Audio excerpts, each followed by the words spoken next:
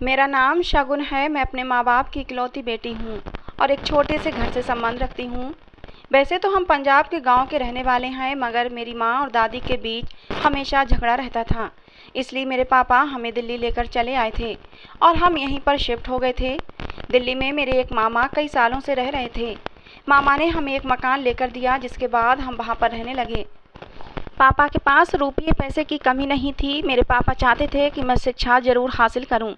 जैसे तैसे करके उन्होंने मुझे 10वीं क्लास तक तो पढ़ा दिया था, लेकिन आगे मैं नहीं पढ़ना चाहती थी। मुझे पढ़ाई में बिल्कुल भी दिलचस्पी नहीं थी और फिर भी पापा की जिद पर मैंने इंटर पास कर लिया था और अब आगे पढ़ने के लिए मैंने बिल्कुल ही हथियार डाल दिए थे। मेरी जिद को देखते हुए पापा भी हार मान चुके थे। मैं अपनी मौज मस्ती में मगन थी। अब मेरी उम्र 22 साल हो चुकी थी। पापा चाहते थे कि अब मेरी शादी हो जाए। मैं बहुत खूबसूरत थी और अब जवान भी हो चुकी थी।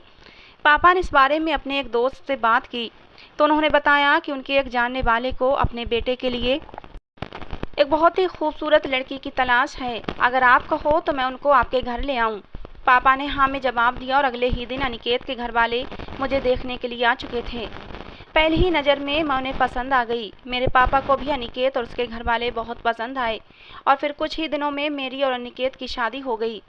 मैं दुल्हन बनकर अनिकेत के घर आ गई, लेकिन मैं नहीं जानती थी कि मेरी शादी के बाद कौन कौन सी मुश्किलें मेरी राह देख रही थी।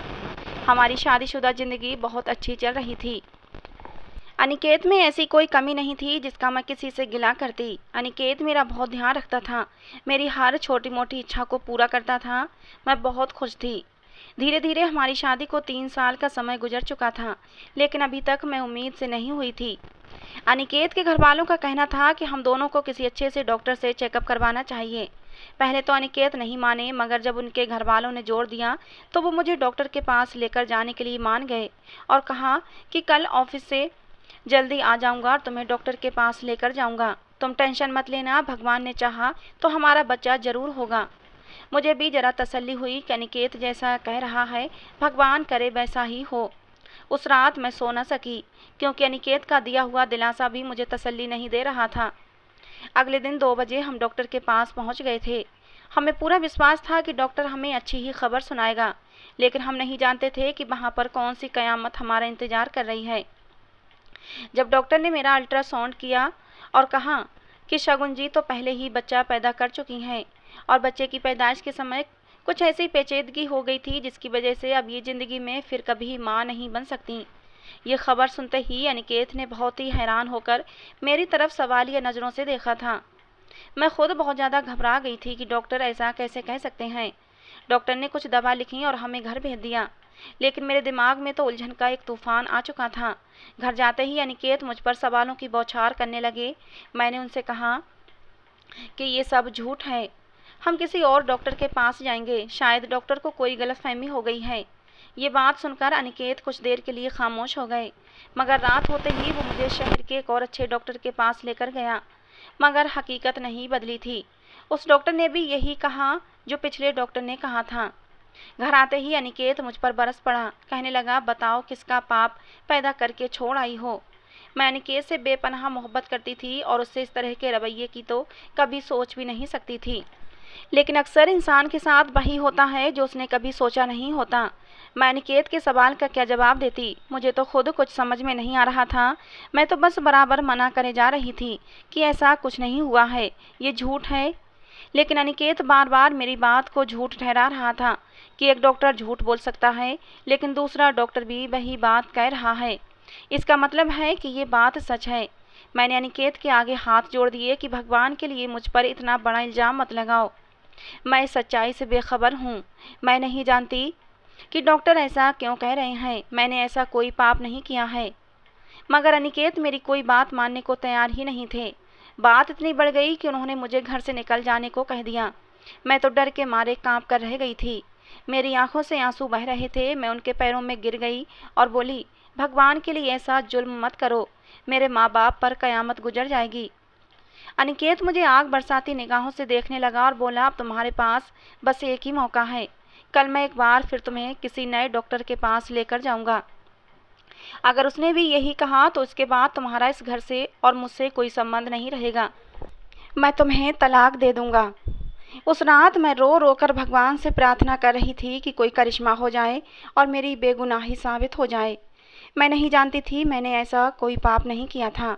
सारी रात मैं रोती रही और भगवान को याद करते गुजार दी थी। और फिर अगले दिन अनिकेत मुझे दूसरे डॉक्टर के पास लेकर गया था। अब की बार फिर डॉक्टर ने वही कहा जो पहले 2 डॉक्टर्स कह चुके थे।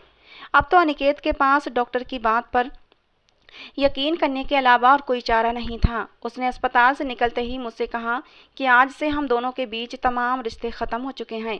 अगर तुम चाहती हो कि हम दोनों का रिश्ता बचा रहे तो तुम्हारे पास एक मौका है कि मुझे सच्चाई बता सकती हो।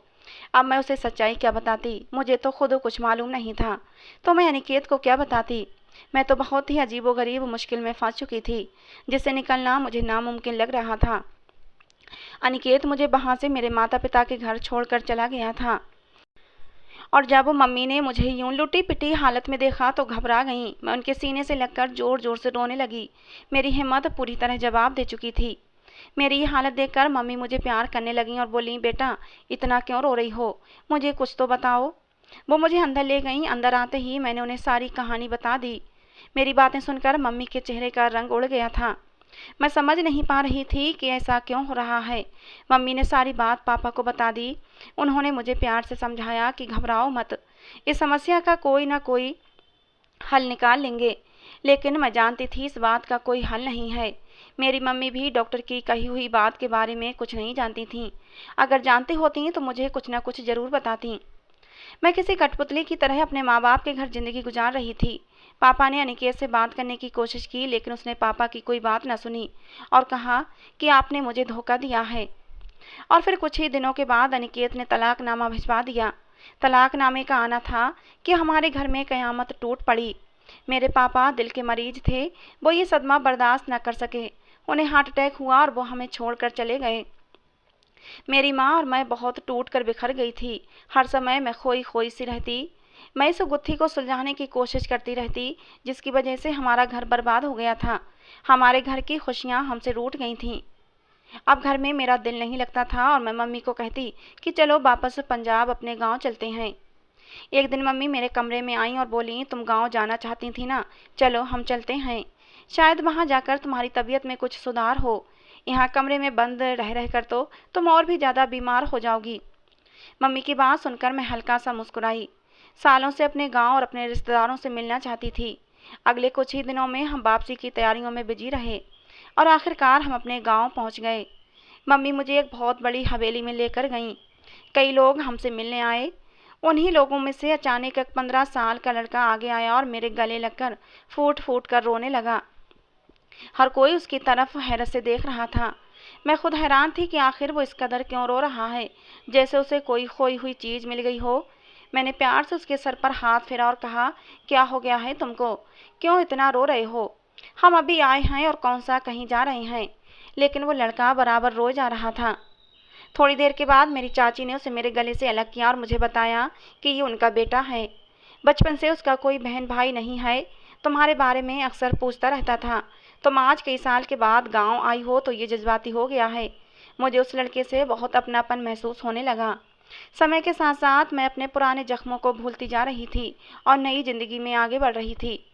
उस लड़के का नाम आरव था। वो मेरा बहुत अच्छा दोस्त बन गया। मम्मी मुझे मना करती कि वो तुम्हारा कजिन है, तुम जरा उससे दूर रहा करो। वो अभी बच्चा है, तुमसे ज़्यादा ही घुल मिल जाएगा और जब हम वापस जाएंगे तो वो तुम्हारे बिना रह नहीं पाएगा। मगर मैंने मम्मी की बात को नज़रअंदाज कर दिया। ऐसा लग रहा था कि मैं उन लोगों से पहली बार मिली हूँ, जबकि मेरा तो पूरा बचपन ही यहीं पर गुजरा था। समय के साथ साथ मेरा और आरब का रिश्ता मजबूत होता जा रहा था। वो पढ़ भी रहा था और पार्ट टाइम किसी अस्पताल में जॉब भी कर रहा था। जैसे ही वो अपने काम से वापस आता, ज़्यादा समय मेरे साथ ही गुजारता। एक दिन वो अस्पताल गया हुआ था। मैंने उसके लिए अपने हाथों से मज़ेदार से मलाई कोफ्ते बनाए थे। इतने दिनों में मैं उसकी पसंद नापसंद सब जान गई थी। लेकिन आज बहुत कुछ अजीब सा हुआ। अस्पताल से आने के बाद वो मेरे पास नहीं आया, बल्कि सीधा अपने कमरे में चला गया था। और जब लगभग 2 घंटे गुजर गए और वो कमरे से बाहर नहीं आया तो मैं उसकी तरफ गई। लेकिन अंदर से आने वाली आवाज़ों को सुनकर मैं बाहर ही रुक गई। आरब को मेरी मम्मी और चाची कुछ समझा रही थीं, लेकिन उन बातों के पीछे कौन सी सच्चाई छिपी थी ये मैं आज जान गई थी। मेरी मम्मी चाची से कह रही थी कि तुमने आरब को ये बात बताकर बहुत बड़ी गलती की है। फिर मेरी मम्मी आरब से कहने लगी कि अगर शगुन तुमसे दूर नहीं हो रही तो तुम दूर हो जाओ। वो तो हकीकत से बेखबर है, लेकिन तुम तो सब जानते हो, फिर इतनी नादानी कैसे कर सकते हो। मुझे मम्मी और चाची की बातें समझ नहीं आ रही थीं, लेकिन आरब की बातें सुनकर मेरे पांव तले से जमीन निकल गई। मुझे ऐसा लगा कि जैसे मेरी दुनिया ही बदल गई हो। आरब कह रहा था, मेरा उनके साथ खून का रिश्ता है, यही खून की कशिश मुझे उनके पास ले जाती है। और आप दोनों ये कैसे भूल गईं कि वो मेरी माँ है।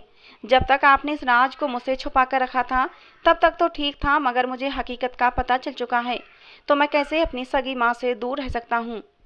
उसके ये शब्द किसी तीर की तरह मेरे दिल पर जाकर लगे थे। मेरे दिमाग में कई सवाल पैदा हो गए थे कि ये कैसे हो सकता है कि मेरा बेटा 15 साल का हो चुका था, जबकि मैं तो सिर्फ 26 साल की थी। मुझे कुछ याद भी न था।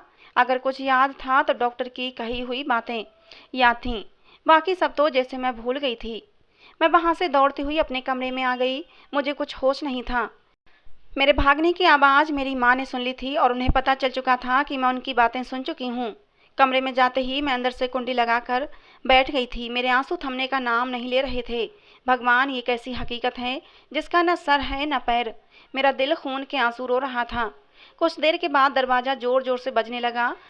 मुझ में अब और हिम्मत नहीं थी कि मैं किसी और सच्चाई का सामना कर सकूं, लेकिन मेरी मम्मी बराबर दरवाज़ा पीट रही थीं। कह रही थीं, भगवान के लिए शगुन बाहर आ जाओ, तुम्हें मेरी कसम है। मम्मी की कसम देने पर मुझे बाहर आना पड़ा। दरवाज़ा खोलते ही मैं अपनी माँ पर गुस्से से फट पड़ी थी। आप लोगों ने मुझसे इतनी बड़ी सच्चाई क्यों छुपाई? मेरा क्या कसूर था जिसकी मुझे सजा दी गई? मेरी बातें सुनते ही मम्मी ने कमरे का दरवाज़ा बंद किया और बोली, बेटी, आज मैं तुम्हें सारी हकीकत बता दूंगी। ऐसी हकीकत जिसे मैंने कई सालों से अपने दिल में दफन कर रखा है, जैसे कब्रिस्तान में मुर्दों को दफन कर दिया जाता है। आज तुम्हारी दादी तो मर गई हैं, ये सब उन्हीं का किया धरा है। इसी वजह से तुम्हारे पापा गांव छोड़कर दिल्ली शिफ्ट हो गए थे और कभी लौटकर यहाँ की खबर नहीं ली थी। मम्मी की आंखों में भी आंसू आ गए थे। उन्होंने आंसू साफ करते हुए मेरा सर अपनी गोद में रखा तो मैं गम से निढाल होकर जैसे उनकी गोद में अजीब सा सुकून महसूस करने लगी थी। फिर उन्होंने इस राज की हकीकत बताना शुरू कर दी। मम्मी ने कहा कि वो इस घर की बड़ी बहू थीं। बरसों से इस खानदान में कोई औलाद नहीं हुई थी। तुम्हारे चाचा तुम्हारे पापा से छोटे थे, लेकिन उन्होंने शादी तुम्हारे पापा से पहले ही कर रखी थी। तुम्हारे चाचा ने अपनी मर्जी से शादी कर ली थी। तुम्हारे चाचा की शादी के 5 साल बाद तुम्हारे पापा की शादी हुई थी। तुम्हारे चाचा भी औलाद थे। अपनी माँ यानी तुम्हारी दादी की जली कटी बातों की वजह से वो ये हवेली छोड़कर जाने की धमकी दे चुके थे। मेरी सास यानी तुम्हारी दादी बहुत ही सख्त तबीयत की औरत थीं, लेकिन भगवान की करनी ऐसी कि उसने मुझे शादी के कुछ महीने बाद ही औलाद की खुशखबरी सुना दी। और फिर कुछ महीने बाद तुम इस दुनिया में आ गईं। और वो दिन इस हवेली पर किसी ईद के चांद की तरह आया था। हर तरफ खुशियां ही खुशियां थीं, जैसे कुछ अनोखा हो गया हो। मेरी सास भी बहुत खुश थीं। तुम वो बच्ची थीं जो मुंह में सोने का चम्मच लेकर पैदा हुई थीं। तुम्हारे पापा और तुम्हारी दादी बहुत खुश थे। समय गुजरता गया और अब तुम 10 साल की थीं, लेकिन समय गुजरने के साथ साथ तुम्हारी हरकतें हमें परेशानी में डाल रही थीं। तुम्हारी हरकतें ऐसी थीं कि जैसे तुम 15-16 साल की हो चुकी हो। तुम अपनी उम्र से ज़्यादा बड़ी लगने लगी थीं। तुम्हारी पैदाइश के समय भी डॉक्टर ने हमें ये बात बताई थी कि बच्चे में कोई समस्या है, आप किसी बड़े डॉक्टर से चेकअप करवाएं। मगर तब हमने इस बात पर कोई ध्यान नहीं दिया था। अब मैं तुम्हें डॉक्टर के पास लेकर जाना चाहती थी, लेकिन तुम्हारी दादी तो किसी और ही दुनिया में रहती थीं। वो फ़कीर बाबाओं पर विश्वास रखती थीं। उन्होंने मुझसे कहा कि शगुन को कोई बीमारी नहीं है, ये सब तुम्हारी देवरानी की वजह से हो रहा है। उसे बच्चा नहीं है, उसी की मनहूसियत तुम्हारी बेटी पर पड़ी है। और मुझे तो लगता है कि उसने तुम्हारी बेटी पर जादू कर दिया है, और इसीलिए शगुन को दवा की ज़रूरत नहीं है, बल्कि दुआ की ज़रूरत है। वो रोज़ तुम्हें किसी न किसी बाबा के पास लेकर जाया करती थीं, और इस बात पर मुझे गुस्सा भी आता कि वो ऐसा क्यों करती हैं। लेकिन मजाल है वो औरत अगर कोई मेरी बात सुन ले। मैं हर समय तुम्हारी दादी से लड़ती रहती, लेकिन तुम्हारी दादी पर मेरी किसी बात का असर नहीं होता था। मेरी तबीयत भी उन दिनों ख़राब रहने लगी थी, मगर फिर भी मेरी कोशिश होती कि वो तुम्हें बाबा के पास लेकर ना जाएं। हम तुम्हारा इलाज किसी अच्छे डॉक्टर से करवाएं। मैं तुम्हारे पापा को भी बहुत समझाती कि तुम्हें किसी अच्छे डॉक्टर के पास लेकर चलें। इन दिनों वो अपने कामों में बहुत ज़्यादा बिजी थे, और ऐसे ही 1 साल गुजर गया। एक दिन जब तुम्हारी दादी तुम्हें बाबा के पास से लेकर आई तो उनके चेहरे के रंग उड़े हुए थे और तुम्हारे चेहरे के हाव भाव भी अजीब थे। न जाने क्या हुआ था और तुम्हारी दादी का हुलिया भी ऐसा था जैसे कोई बहुत बड़ा कांड हो गया हो। उस दिन के बाद से वो तुम्हें कभी बाहर लेकर नहीं गईं। मुझे भी थोड़ी तसल्ली हो गई थी कि अब वो इन फिजूल चक्करों में नहीं पड़ती, लेकिन कुछ ही महीने गुजरे थे कि अचानक तुम्हारा पेट बढ़ने लगा। जैसे ही मैंने ये चीज़ नोट की तो मैं डर गई। मैं घबरा गई कि कहीं तुम्हें कोई बड़ी बीमारी ना लग गई हो। मैं हर समय रोती रहती थी और मेरी परेशानी दिनों दिन बढ़ती ही जा रही थी। एक दिन मैं तुम्हें डॉक्टर के पास लेकर गई। डॉक्टर ने तुम्हारे दिल की धड़कन चेक की, इसके साथ उसके चेहरे के हाव भाव बदलने लगे। उसने फौरन अल्ट्रासाउंड किया। न जाने उसने ऐसा क्या देखा कि परेशानी से सर पकड़कर बैठ गया। जब मैंने उससे पूछा कि आखिर ऐसा क्या हुआ है कि आप इस तरह से सर पकड़कर बैठ गए हैं, तब डॉक्टर ने मुझ पर एक ऐसी हकीकत खोली जिसे सुनकर मेरे पाँव के नीचे से ज़मीन निकल गई। डॉक्टर ने बताया कि आपकी बेटी 5 महीने की प्रेग्नेंट है। ये सुनते ही मेरी तो जान ही निकल गई थी। मैंने डॉक्टर से कहा कि ये कैसे हो सकता है, आपको ज़रूर कोई गलतफहमी हो गई होगी, आप दोबारा चेक करें, शायद कोई और बात हो। तब डॉक्टर साहब उठकर कमरे से बाहर चले गए थे। वापस आए तो उनके साथ काफ़ी सारे डॉक्टर्स थे। उन्होंने अंदर आते ही दोबारा से तुम्हारा चेकअप करना शुरू कर दिया। उसके बाद उन्होंने बताया कि आपको हमारी बात बहुत ही हौसले से सुनना पड़ेगी। एक तो आपकी बेटी पैदाइशी अबनॉर्मल है और दूसरा ये कि आपकी बेटी कम उम्र में ही जवान हो गई थी। ऐसा हज़ारों में से किसी एक बच्चे के साथ होता है और ये एक तरह की बीमारी होती है जिसमें बच्ची समय से पहले ही जवान हो जाती है और आपकी बच्ची के साथ भी ऐसा ही कुछ हुआ है। अगर अभी आप इस बच्ची का इलाज शुरू करवा दें तो ये बच्ची ठीक हो जाएगी, क्योंकि इस बीमारी का इलाज मुमकिन है और आपकी बच्ची प्रेग्नेंट भी हो चुकी है। हो सकता है कि किसी ने उसके भोलेपन का फ़ायदा उठाते हुए उसके साथ कुछ ऐसा किया हो। ये सुनकर मेरे शरीर से जान निकल गई थी, लेकिन मैं ये भी जानती थी कि ऐसा क्यों हुआ है और ये सब किसने किया है। मैं फ़ौरन तुम्हें लेकर घर आ गई और अपनी सास के पास गई। वो मुझे यूं गुस्से में देखकर घबरा गई। मैंने उनसे कहा कि आपको सब कुछ पता था ना, आप जानती थीं कि ये सब क्यों हो रहा है, आप क्यों मेरी बेटी को बाबाओं के पास लेकर गईं। आपकी वजह से आज मेरी बेटी के साथ ये सब हुआ है। अब मैं दुनिया वालों को क्या मुंह दिखाऊंगी।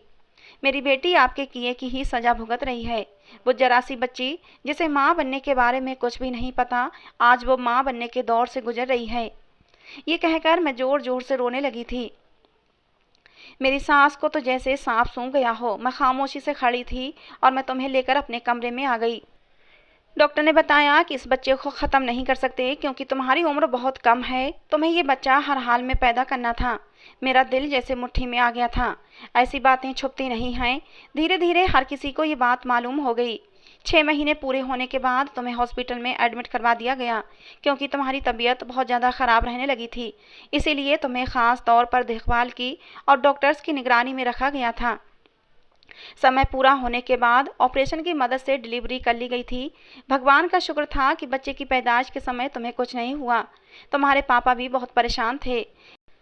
इस सब की वजह तुम्हारी दादी थीं और अब वो अपनी माँ को कुछ कह भी नहीं सकते थे। तुम्हारी दादी ने बाद में हमसे माफ़ी मांग ली थी। उन्होंने बताया कि ये सब उन्हीं की नादानी की वजह से हुआ है। वो तुम्हें एक झूठे बाबा के पास ले जाती थीं और वो बाबा मंत्र पढ़ने के लिए तुम्हें कमरे में ले जाता था। और एक दिन जब तुम्हारे करहाने की आवाज़ तुम्हारी दादी के कानों में पड़ी तो वो अंदर कमरे में चली गई थीं और अंदर कमरे में जो कुछ उन्होंने देखा तो वो चीख पड़ी थीं और उस बाबा पर टूट पड़ी थीं।